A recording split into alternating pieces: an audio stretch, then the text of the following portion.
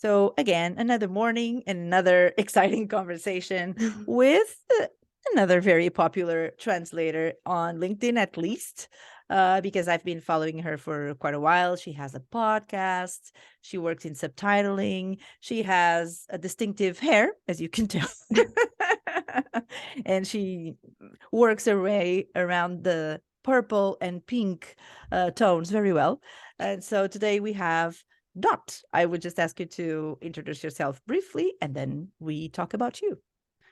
Hi, thank you so much for having me here. It's really nice. So as you said, my name is Dot, and I studied languages at undergrad and then did my master's in translation at Manchester, which is where I live now. And I started freelance translating in January 2019.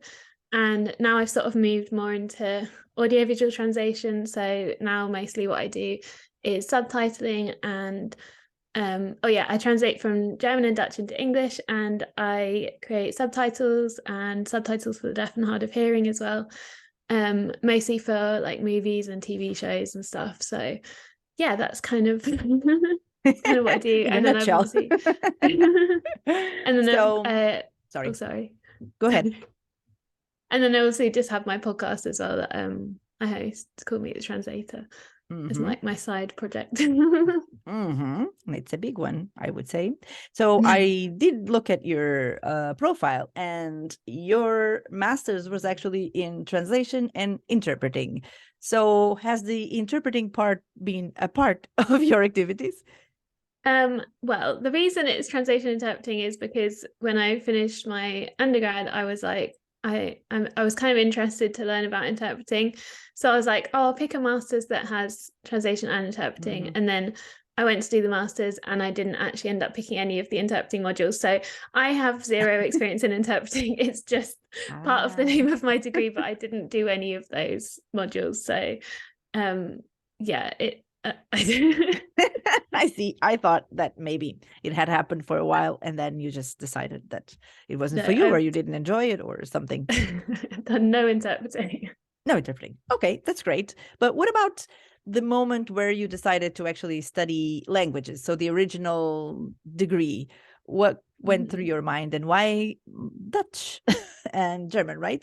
So why those? Because I've been talking to a lot of people who are British and who have studied French, for example, or German, but the Dutch part hasn't happened yet. So why is Dutch in your life? Well, I'll start with I started learning German when I was about 12 at school, and I think at least in the UK when I was at school, French was kind of the main language that we all had to learn. And I did have to learn French, but I never really enjoyed it. I didn't like how it was pronounced differently from how it was written a lot of the time. And I found that German was it's a lot more once you learn the sounds of the letters and stuff, I found it a lot easier. And so I started doing that when I was 12, and then carried it through school, and it was basically my favorite subject at A-levels. So I was when I was finishing school, I was like, right, what do I want to do? And I didn't really know what I wanted to do. And one of my friends had worked as an au pair the previous summer, and she was like, why don't you do that? So I just went to Germany for a year and lived in Berlin working as an au pair for a family to I don't know, just experience living in Germany really. And then I kind of thought maybe I want to do this at university, but I didn't want to do just German at university, because I was like, I want to be learning something else as well, but I also didn't want to make my life too difficult. So I was like, what is the easiest language that I could learn alongside German? And I just went with Dutch because it's kind of I'd say it's kind of somewhere, I mean, it's a Germanic language and it's somewhere kind of in between English and German. So I was like, this will probably be fine. So then sense. I did. So yeah, then I did German and Dutch. And I think when I was applying to universities, I applied for different language combinations at different universities, because I think at least when I was doing it, there was only 3 universities offering Dutch, and it wasn't that I absolutely had to do Dutch. It was more that I wanted to do something with it, and then I got accepted at Nottingham, and then so then I started learning Dutch there, and I'm really glad that I did that because it's been interesting. Yes, as a project manager, I worked a lot with Dutch projects, believe it or not. Yeah, and it's not so easy to find translators and all that. Not many people work with it, so I guess it's a really smart move. And if you enjoy it, that's perfect. So, was it during college that you went to China? Oh, when did I go to China? It was basically when I moved to Manchester to do my master's in translation. I again was like, I don't want to do just translation. Like, I want to add something else on there. I was like, I want to learn Mandarin. So like, Why not? like, when you said that you had looking learned Dutch because it was a Germanic language and it was like in the same family as English and German, then I thought, so is the Chinese one, right? Yeah. I was like, let's have a challenge. Let's try and learn Mandarin. So like, yeah, when I came to Manchester, I was like, right, I want to learn Mandarin on the side, and there wasn't like an option to have it as part of my course. So I did like evening classes with the Confucius Institute, which were held in my university building anyway. And then I think after like a year or something, there was like this opportunity to like go to Beijing for 2 weeks at Beijing Normal University and like have language classes, but also like do other things like see the Great Wall of China and try out all these other different things. And I was like, yeah, that sounds like fun. So I applied to do that, and then got accepted and went there and had amazing time. I have since not really been continuing learning Mandarin just because it's such a big it's quite a challenge, and I just can't prioritize doing that right now, but like I'm really glad that I did that, and like that I got that experience and got to learn a little bit. But definitely I'm not going to be adding that to my language combinations for translation anytime soon. That's such a shame. Yeah, I understand. I mean, it's a whole different thing. I've also learned a few not so common languages for, little months, periods of time. But I understand that it would take a lot more effort than most of the stuff that we have to learn. So what about subtitling? Was it during college that you thought that this was going to be ideal for you, or was it later? Did it come to you like by chance? How did the subtitling thing come to you? So I kind of learned about it during my translation masters. There was a module in audiovisual translation, and that's where we kind of learned about it and learned how to use subtitling software. And I really, really enjoyed it. I didn't do that well in that module, but like I really, really enjoyed it. So I was like, I want to do this anyway. And I did my dissertation for my master's in audiovisual translation, and luckily I did quite a bit better in that. And so then I kind of was like, yeah, I want to do a bit more of this. But it's kind of hard to then get into like job wise. But I started off by doing some just English subtitles for a charity based down in Cornwall. And I just did that like on a volunteer basis, and that kind of gave me a little bit of experience. And then I started working with a subtitling agency, and then that built up my experience even more. And now like it just kind of went from there, and I got more and more subtitling clients. And I think it was always like something that I wanted to do. But when I started out, I was doing text translation because it felt kind of easier to get into, like, to start with, I think. Is there a lot of work from Dutch? I love this Dutch thing, into English for subtitling?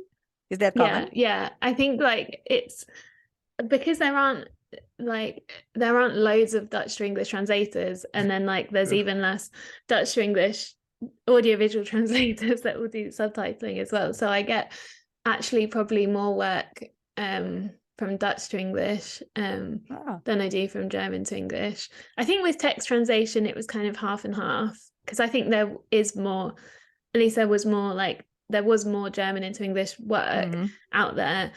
But there are also a lot more German to English translators out there. So I think it was nice to have like the balance of like the one where there's more work and more people, and then the one where there's maybe less work but there's less people to do it. But yeah, now I get more Dutch to English, but I also do a lot of just like closed captions or like English to English. So it's kind of mix. So did you do some time? No, this is like in prison. I did not go to prison. No, I was gonna say, did you end up going to an LSP for your practices, or that never happened and you went straight to freelancing and never had the experience of working for an LSP? Did you? I've never worked in-house. It's because when I did my master's, I did it part-time over 2.5 years, and halfway through that I started freelancing, and so by the time I graduated I'd already been like freelancing for a year, and so it was kind of working out all right, and then I just kind of went into doing that full-time. I'd thought about like working in-house, but like it didn't really make sense to me because I was already freelancing and it was going all right, so I just kind of carried on with that. Yeah, makes sense. It's just that most people I know, of course, have started by working for a period, even if short period, but most of them worked for LSPs before they actually launched their own business. But you just went straight to it, right? I'll just do this. We'll just see what happens. And so when did you start your career on LinkedIn? Because LinkedIn, you're there quite a lot, right? How relevant has that been for your success? I think LinkedIn's been incredible. I think I started probably after I finished uni, because even though I started freelancing like a year before, I was still studying alongside, and that was kind of taking up a lot of my time. And at that point I had like basically one main client that was giving me loads of work, so I wasn't feeling like I needed to go out and find more clients at that point. And then probably about a year, probably early like 2020, when I finished uni, so I had a bit more time to like do other things and look for other work. But then also that main client that I'd had suddenly started having less work for me, I think because of like the pandemic and a lot of things are happening, and I started to like panic a little bit, and I was like, okay, now I need to like actually be a bit more proactive with like putting myself out there and that kind of thing. And I think that's when I like got a bit more into LinkedIn, and yeah, it's just kind of carried it on. I'm not as like consistent with it as people like Kelsey are. Like she manages to post every single day, and I just like, I'm a bit more like kind of, I'll post when I have thought of something that I want to talk about, or like sometimes I'll just, I don't know, sometimes I'll post every day for a bit, and then sometimes I won't have posted for a whole month. Like I just kind of, when I have the energy for it, I'll use LinkedIn. But I'm kind of not too hard on myself if I like don't want to post things if I don't like, just for the sake of it. Do you know what I mean? Like I think I just don't always have ideas every day.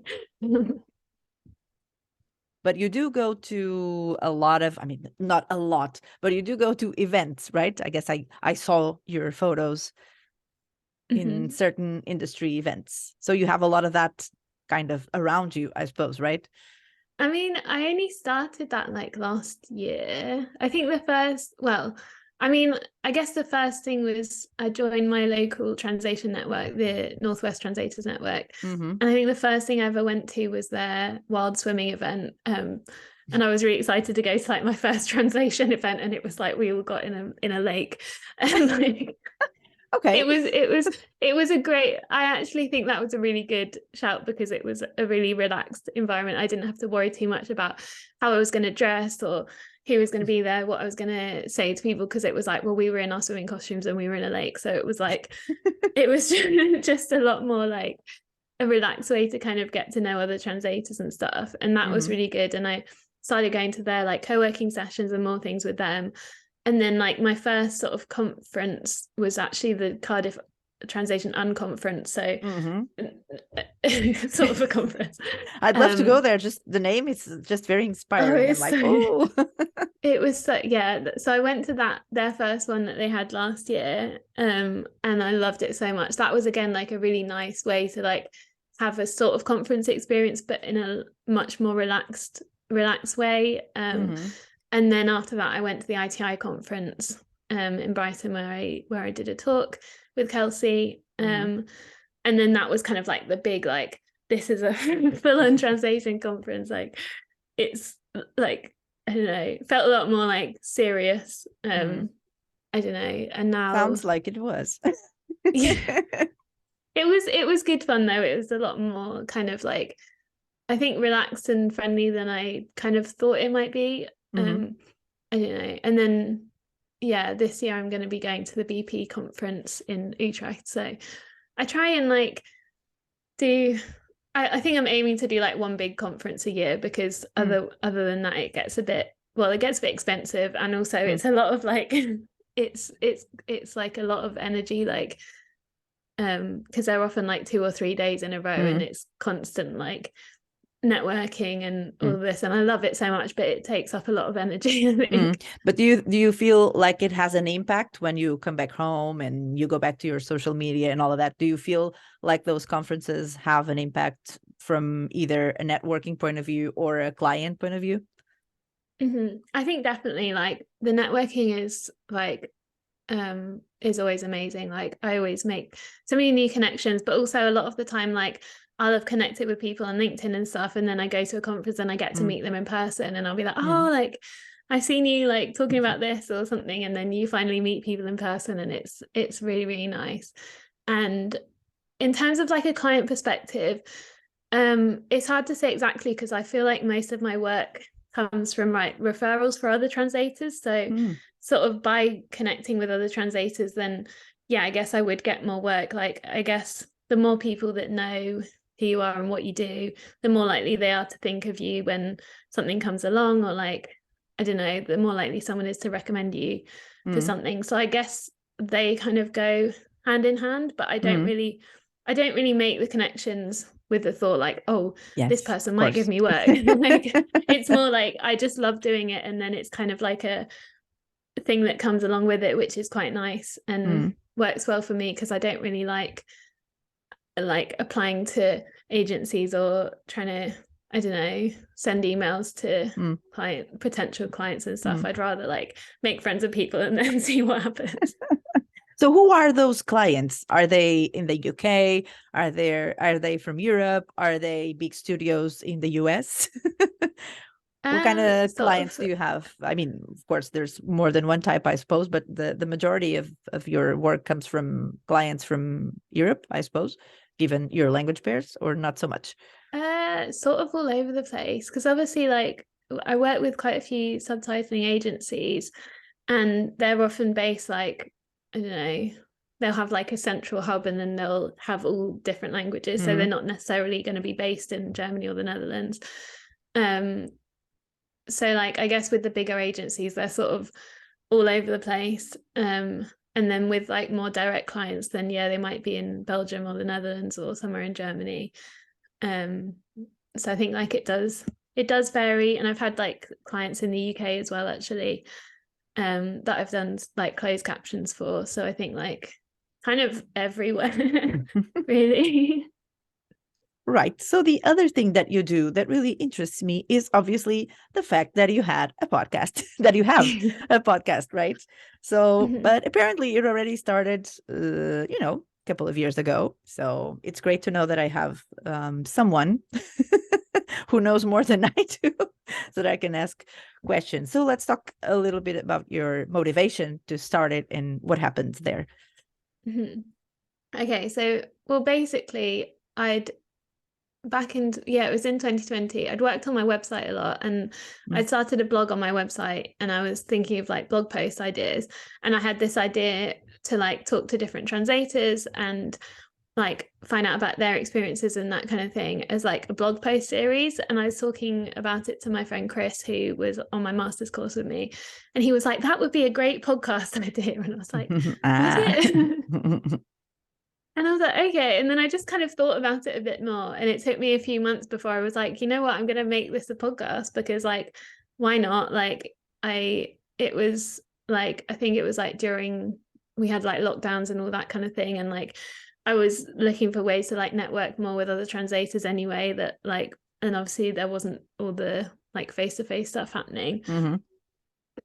So I was like, yeah, I'll just start a podcast. So I just did it, and the first episode was with Chris, and about talking about doing a master's in translation, and our course that we'd been on, and yeah, then it just kind of went from there, and I'm still doing it. Yeah, you got me thinking now because you told me just now that you do it only once a month. I say only because as you know, I'm still learning, and maybe I would envision more than once a month for myself, as I told you before. But so give us a little bit of your motivation to do it once a month.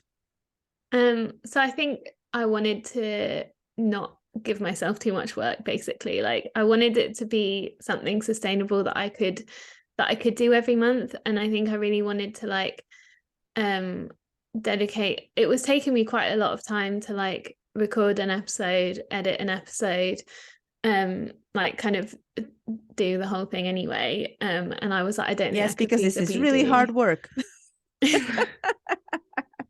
It is hard work, and like I started off like you are, like doing everything myself, and like it was it was a lot of work, and I was like, I think like if I'm gonna keep doing this and also still like running my own business, like I can't not like I can't full-time podcasting, right?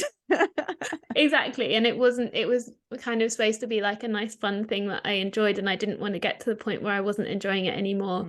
So I just was like, I think I could be consistent with doing one a month, and that's like how I've carried on doing it. And I've skipped a few months like here and there because I'm not really too hard on myself with it. I'm kind of like, well, if I need a break from it, I'll have a break from it. Like no one really notices if I skip a month. So like I just wanted, the main thing was just to make sure that I would still be enjoying it, and like thankfully like I am still really enjoying doing it. And I think if I was trying to do like one a week or something, I think it would become a bit stressful. Like for me personally, like I know we all can manage like different things, but like personally for me, I was like, I think this is like the amount I can do to keep myself enjoying it. Yeah, I really liked your perspective, and now you got me thinking, and that's it. No, just kidding. Thank you so much, Dot. That's been amazing. And now I'm going to go and listen to your podcast. And the name of the podcast is, let's say it more specifically so that everybody can go and check it out. It's called Meet the Translator. Meet the Translator. I love it. So that's what I also do. I try to meet translators and other professionals in our language business to talk to them about their profile and what they do and what their interests are and now how they got here. So that's why I was really happy to invite you, and I was happy that you said yes. So thank you so much for your time. I really enjoyed our conversation now that I know it a little bit better. So I'll see you around, and we'll talk soon. Thank you so much. Yeah. Thank you. Thank you so much for having me here. It's been really, really lovely getting to know you as well. Thank you. Bye. Bye.